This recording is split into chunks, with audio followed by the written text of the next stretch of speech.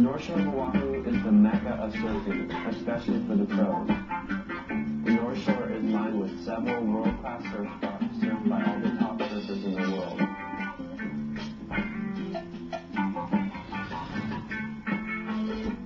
Sunset Beach is a big wave spot. Gets pretty hairy when it's huge. Luckily it has a big channel down here where you can paddle out and not get worked.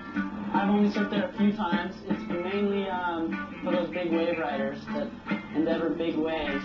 Usually it's a pretty windy wave just like today, and you know, the channel makes it very easy to get out. You can get out in waves that usually are a little too big for you, so you got to be careful, and you got to make the right judgment call on how big the waves are actually out there. This is one of the most heavy spots on the North Shore, and this is where a lot of the guys coming up have to prove themselves, and I don't know, it's a big, powerful, dangerous wave.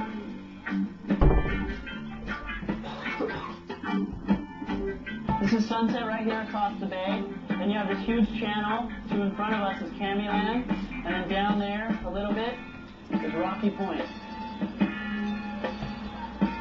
Rocky Point is a good peak. It's mainly best when it's about head high.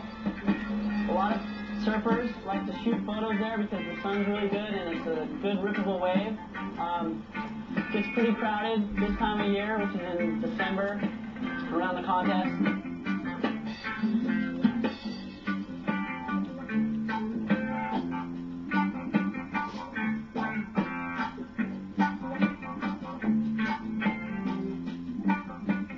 We're down here today at Aokai Beach Park. We're looking at Pipeline today. It's looking kind of windy. Super windy, actually. It's terrible, but we've been traveling around. We checked out Rocky Point and Sunset today, and it's not looking pretty good as well. Really windy. This is what it looks like. Not much there, but this is what it could look like.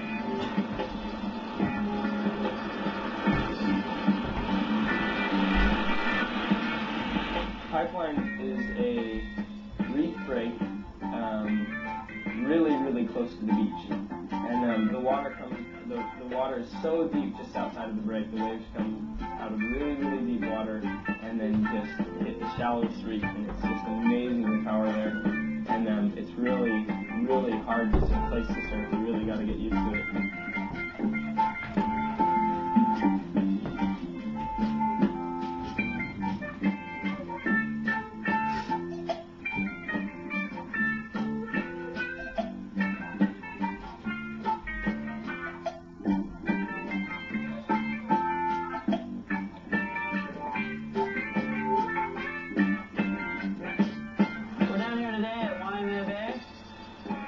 Pretty flat today, but when it gets big, this place is incredible.